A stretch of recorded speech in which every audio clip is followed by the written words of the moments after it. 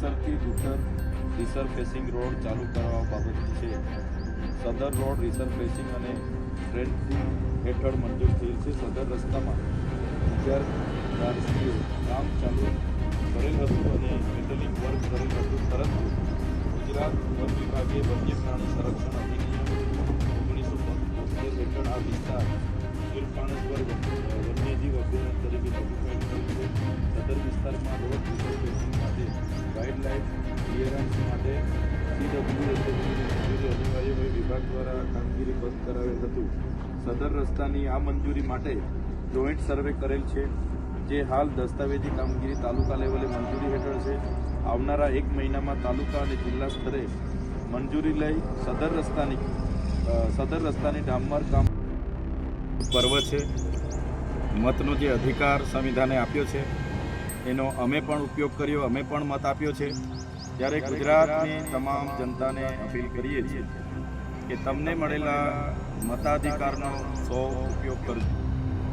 આંખોમાં કણાની જેમ ખૂંચે છે, એટલા માટે નાના નાના કેસ કરીને એમને જેલમાં મોકલે છે. આપણે બધા જાણીએ છીએ. મંડાણા જિલ્લા પંચાયત ભૂલી નથી જવાનું. ગ્લાસ છે આપણી સામે, ભૂલવાનું નથી.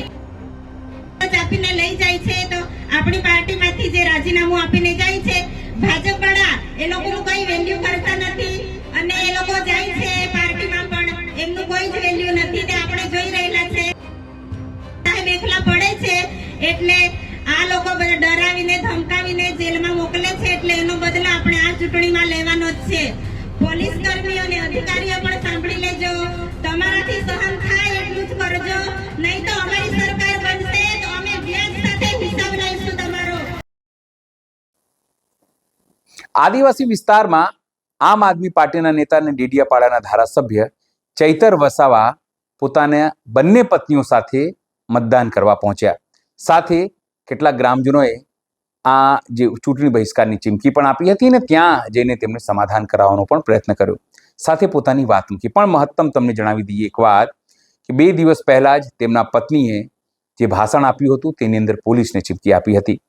પોલીસને આદિવાસીઓને હેરાન ન કરવાની ચીમકી આપી હતી અને ત્યાં સુધી કહી દીધું હતું કે પોલીસના અધિકારીઓ એટલું જ કરે જેટલું તેઓ સહન કરી શકે, કારણ કે સરકાર આવશે તો વ્યાજ સાથે પરત આપવામાં આવશે.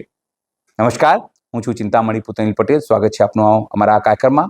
આવો જોઈએ આજે મતદાનના દિવસે ચૈતર વસાવાએ કેવી રીતે બંને પત્નીઓ સાથે મતદાન કર્યું, તેમણે શું કીધું અને 2 દિવસ પહેલા તેમના પત્નીએ પોલીસને શું ચીમકી આપી હતી.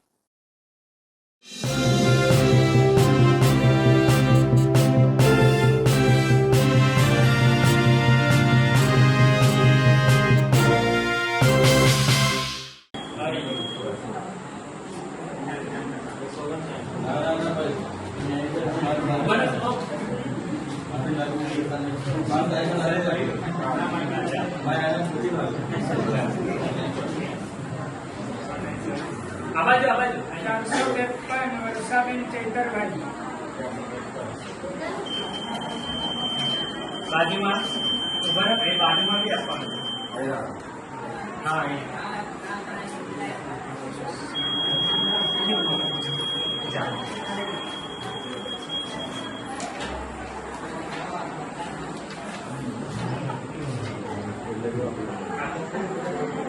બાજુમાં 671 શકુંતલાબેન ચૈતરભાઈ વસાવા.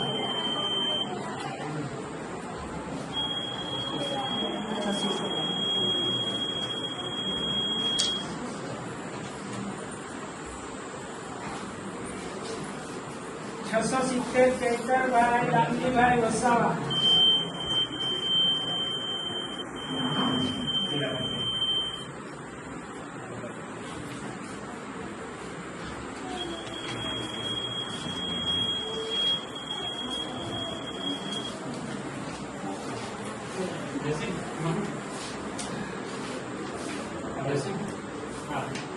સાતસો 16 ગણેશભાઈ. 170 અજયભાઈ અભયસિંહ.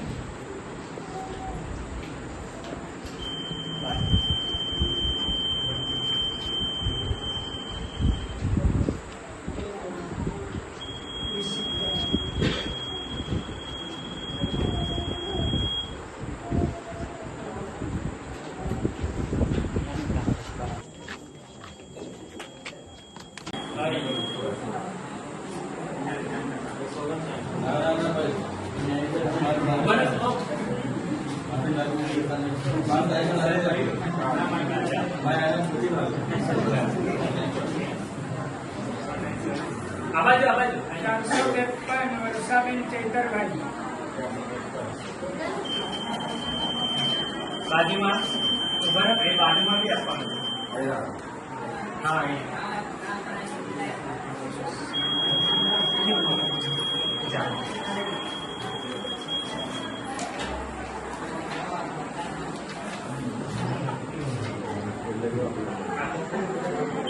બાજુમાં 671 શકુંતલાબેન ચૈતરભાઈ વસાવા.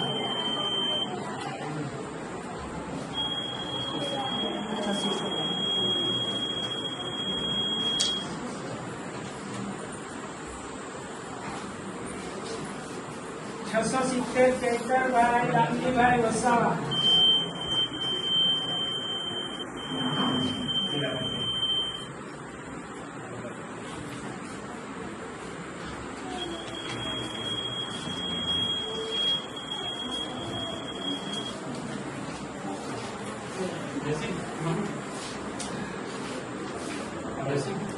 હા. 716 ગણેશભાઈ. 170 અજયભાઈ અભયસિંહ.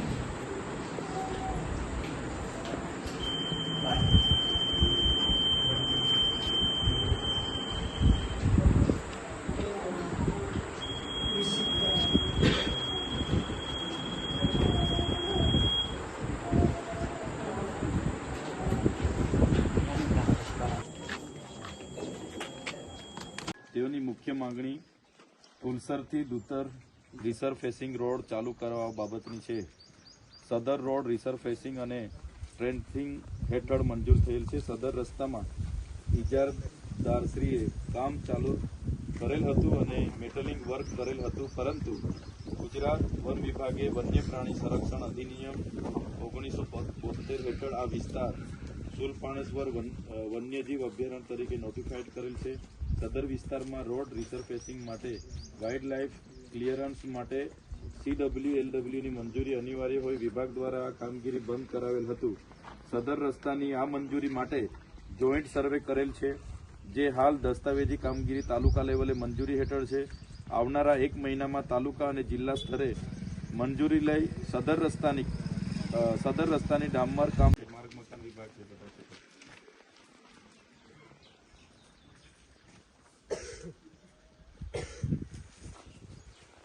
જે હોય તે મેટલિંગ કરી નાખ્યું. આ તે પણ તે હવે 6 મહિનાથી મેટલિંગ પછી નથી કંઈ નહીં થયું. એટલે તમારે હાજર રહેવું પડે, આ લોકોને કહેવું પડે, તમારી જવાબદારી છે બાંધકામ અને જંગલ ખાતે.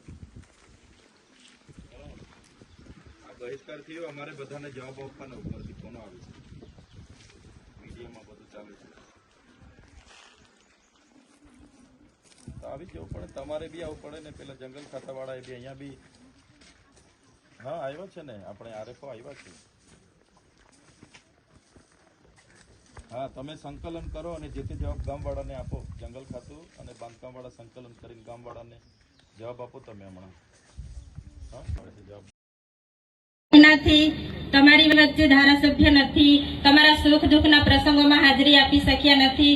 એટલે પહેલા તો બધા પરથી અમે અમારા પરિવાર તરફથી અને ધારાસભ્ય વતી તમારી માફી માંગીએ છીએ કે તમારા વચ્ચે અમે આવી નથી શક્યા. એટલે પહેલા અમને તો માફ કરજો, કેમ કે 1 લાખથી પણ વધુ મત આપીને તમે એક ધારાસભ્ય બનાવ્યા છે, વિધાનસભામાં મોકલ્યા છે, અને તમે મત આપ્યા છે છતાં પણ તમારા વચ્ચે સુખ દુઃખના પ્રસંગોમાં આવી નથી શકતા. એટલે પહેલા તો તમે દિલથી અમને માફ કરજો.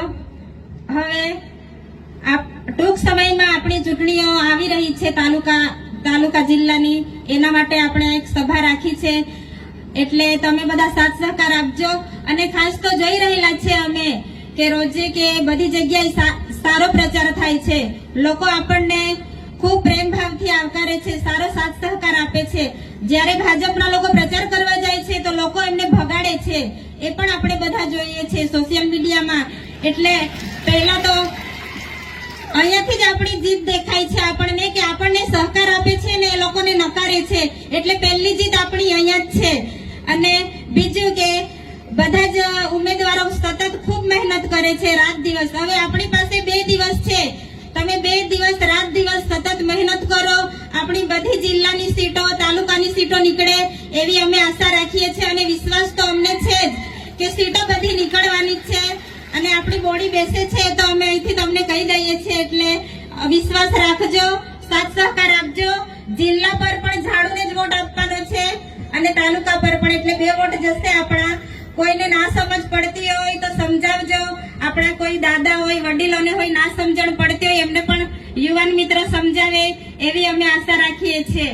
આપણા ધારાસભ્ય ચૂંટાયા પછી એક પણ દિવસે ઘરે આરામ કર્યો નથી, સતત આપણા માટે લડતા રહી છે. એટલે ભાજપની સરકારની આંખોમાં કણાની જેમ ખૂંચે છે. એટલા માટે નાના નાના કેસ કરીને એમને જેલમાં મોકલે છે. આપણે બધા જાણીએ છીએ.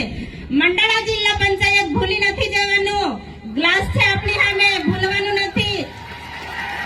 જેણે કેસ કર્યો છે તે જ આપણી સામે છે. આપણે એનો બદલો લેવાનો ટાઈમ આવી ગયો છે. મંડાણા જિલ્લા પંચાયત ભૂલી ના જતા. આપણે ગ્લાસ સાથે ટક્કર લેવાની છે. એટલે કોઈ ભૂલી નથી જવાનું. એ કેસના લીધે એમને તડીપાર કરી અને ડેડિયાપાડામાં આવવા નથી દેતા. એટલે એ બદલો આપણે લેવાનો જ છે.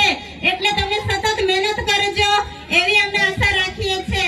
અને આપણા જે 7 ટર્મથી સાંસદ છે, મીડિયાના માધ્યમથી અમને જાણવા મળે છે કે કમલમમાં નીલરામભાઈ સાથે કઈ લાફામારી થઈ છે. તો આપણા સાંસદને લાફો માર્યો છે નીલરામભાઈએ. તો સાંસદ મનસુખભાઈ સાંભળજો, તમે જ્યાં બી હોય ત્યાં લોકોને ખુલાસો આપો.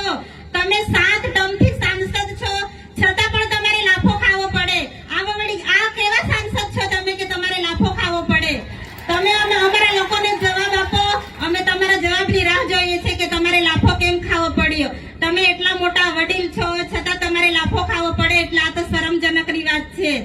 બીજું કે આપણા ખેડૂતોને અહીંયા વેપારીમાં ઘણી નુકસાનીઓ થાય છે, એના માટે પણ આપણે લડવાનું છે. અને ગામડે ગામડે અમે જઈએ છીએ, બધા અમને રોજગારીનું કામ પૂછે છે કે રોજગારી કેમ બંધ કરી દીધી છે. તો આ જે મનરેગાનું કૌભાંડ હતું 2500 કરોડનું, બચુ ખાબડે કૌભાંડ કરેલું ખબર છે ને 2500 કરોડનું. હા, એટલા માટે આપણી રોજગારી અત્યારે એ લોકોએ બંધ કરાવી છે. એટલે બધી જગ્યાએ જ બંધ છે. અને એ લોકો ખાલી એવું કહે છે કે ડેડિયાપાડામાં બંધ છે, પણ રોજગારી બધે જ બંધ છે. કે ડેડિયાપાડામાં ધારાસભ્યને બદનામ કરવા માટે ભાજપ વાળા પ્રચાર કરે છે, પણ એ લોકોની વાતમાં કોઈ આવવાનું નથી. એ લોકો જૂઠું બોલીને અત્યારે વોટ લેવાના છે એટલે એ લોકો આપણને ભમરાવે છે. આપણે એમની વાતમાં આવવાનું નથી. અને અમારી પાર્ટીના લોકોને લોભ લાલચ આપીને ભાજપ વાળા ટિકિટો આપીશું, લોભ લાલચ આપીને લઈ જાય છે. તો આપણી પાર્ટીમાંથી જે રાજીનામું આપીને જાય છે ભાજપ વાળા, એ લોકોનું કઈ વેલ્યુ કરતા નથી. અને એ લોકો જાય છે પાર્ટીમાં પણ એમનું કોઈ જ વેલ્યુ નથી. તે આપણે જોઈ રહેલા છે. પણ આપણે બધાય સાથે રહેવાનું છે. સાહેબના હાથ મજબૂત કરવાના છે. સાહેબ એકલા પડે છે એટલે આ લોકો બધા ડરાવીને ધમકાવીને જેલમાં મોકલે છે. એટલે એનો બદલો આપણે આ ચૂંટણીમાં લેવાનો જ છે. પોલીસ કર્મીઓ અને અધિકારીઓ પણ સાંભળી લેજો. તમારાથી સહન થાય એટલું જ કરજો, નહીં તો અમારી સરકાર બનશે તો અમે વ્યાજ સાથે હિસાબ લઈશું તમારો. એટલું યાદ રાખજો તમે. કેમ કે અમારા લોકોને ઘણા હેરાન કરો છો. અમે રોજના રોજ વિડીયો જોઈએ છે. એટલે તમારાથી સહન થાય એટલા જ હેરાન કરજો. અમે વ્યાજ સાથે હિસાબ લેવા તૈયાર છે અમારા લોકો સાથે. તો તમે બધા અમને વિશ્વાસ આપો કે તમે બધા ઝાડુને વોટ આપશો ને? હા, તમે આપશો એવી અમે તો આશા રાખીએ છીએ. કેમ કે અમને લોકોનો ખૂબ સારો પ્રતિસાદ મળે છે. અને આપણા ઉમેદવારોનો પણ ખૂબ આભાર માનીએ કે રાત દિવસ સતત મહેનત કરે છે. હવે 2 દિવસ છે, મહેનત કરજો અને બધી સીટો નીકળે એવી અમે આશા રાખીએ છીએ. આજે ગુજરાતની સ્થાનિક સ્વરાજની ચૂંટણીમાં લોકશાહીનો જે પર્વ છે, મતનો જે અધિકાર સંવિધાને આપ્યો છે એનો અમે પણ ઉપયોગ કર્યો, અમે પણ મત આપ્યો છે.